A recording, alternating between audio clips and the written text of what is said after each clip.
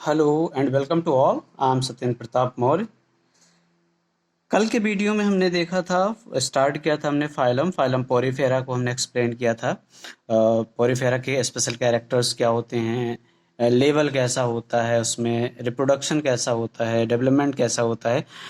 इस वीडियो में अगर हम बात करें तो आज हम फाइलम उसका नेक्स्ट फाइलम एक सीक्वेंस वाइज चलेंगे। हम एक क्रमबद्ध तरीके से आगे बढ़ेंगे, एक बाई वन करके हम पढ़।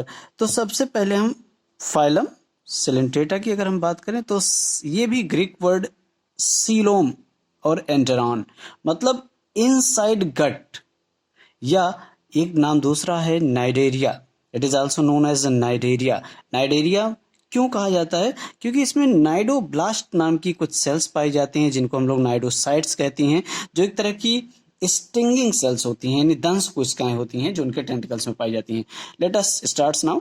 अब हम स्टार्ट करते हैं, एक एक पॉइंट आराम से देखते हुए चलते हैं, समझते हुए चलते हैं। They are aquatic, mostly marine, sessile और free swimming radial symmetrical animal या रेडियल सिमेट्री एनिमल। सबसे पहले बात कि दे आर एक्वेटिक, ये मोस्टली जलीय होते हैं यानी पानी में पाए जाते हैं। मोस्टली मैराइन मतलब salty water means sea and ocean में सिर्फ पाए जाएंगे। सेसाइल मतलब होता है स्थिर होना, कुछ स्थिर होते हैं लेकिन कुछ ऐसे हैं जो फ्री स्विमिंग, जैसे हम ऑरेलिया की हम बात करें, ऑरेलिया इसमें आएगा, फाइसेलिया फ्री स्विमिंग में आ जाएगा। जबकि इस जो सेसाइल है, हाइड्रा की हम बात करें, सेसाइल है, एडम्सिया सेसाइल है, पेनिनसुला सेसाइल है। अब रेडियल सिमेट्री हमने आपको बताया था कि रेडियल सिमेट्री की जब हम बात करते हैं किसी भी ऑर्गेनिज्म, मान लेते हैं ये कोई ऑर्गेनिज्म है, टेंटिकल्स निकले हुए, उसका एक सेंट्रल एक्सिस मान लें और उसके सेंट्रल एक्सिस से हम किसी भी प्लेन से उसको अगर हम डिवाइड करें तो वो 2 इक्वल हाफ्स में डिवाइड हो जाए, उसे हम लोग कहते हैं radial symmetry. The name Cnidaria is derived from the nidoblast or nidocytes which contain, क्या रखती हैं? नाइडोब्लास्ट या नाइडोसाइट सेल्स पाई जाती हैं जो क्या रखती हैं? स्टिंगिंग दंश कैप्सूल और निमेटोसाइट्स नाम की सेल्स पाई जाती हैं। इसी कहाँ पर? उनके टेंटिकल्स में पाई जाती हैं। दंश कोशिकाएं होती हैं जो उनको हेल्प करता है, उनके प्रे को कैप्चर करने में हेल्प करता है, सेल्फ डिफेंस मैकेनिज्म में हेल्प करता है। प्रेजेंट ऑन द टेंटिकल्स पर, यानी उनकी जो दंश कोशिकाएं होती हैं उन पर प्रेजेंट होता है, एंड द बॉडी और उनके शरीर पर। Cnidoblast are used for the encourage a defense and for the capture of prey।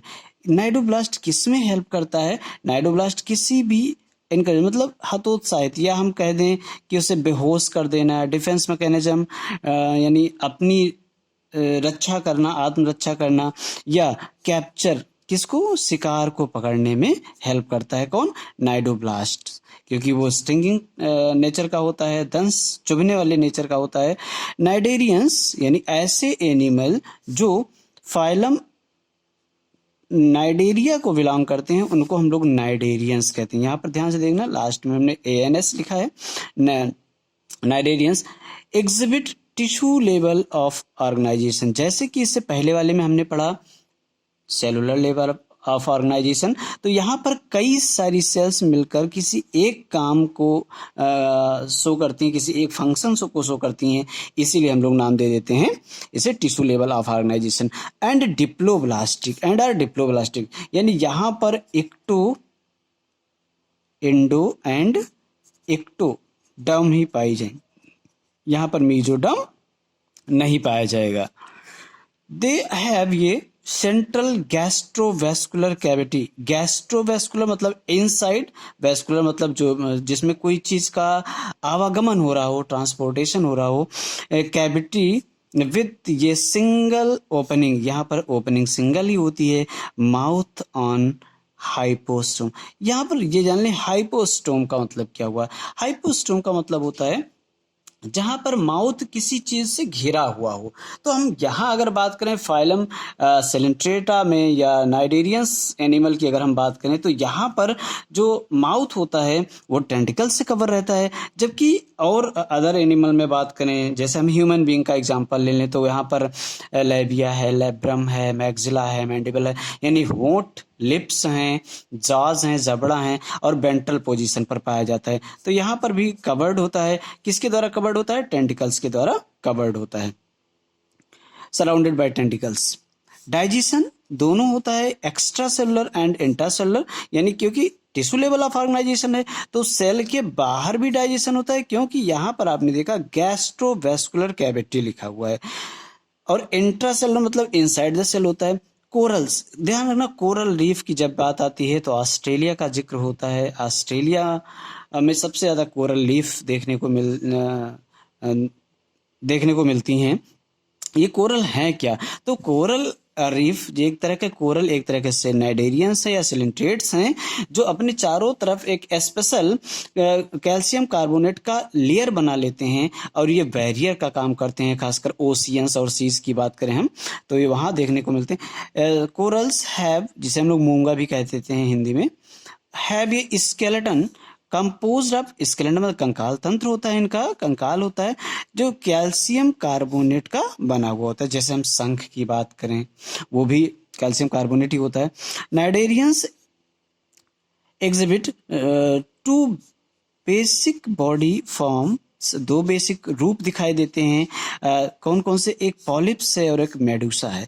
यहाँ पर ये समझने वाली बात है कि क्यों अलग अलग डिवाइड किया गया, तो हमने नेक्स्ट पॉइंट इसी को लिया है कि जब पॉलिप्स है वो मेडुसा बनाता है असेक्सुअली और जो मेडुसा है वो सेक्सुअली पॉलिप्स बनाता है। नेक्स्ट पॉइंट पे हम देखते हैं those cnidarians which exist in both forms exhibit alternation of generation.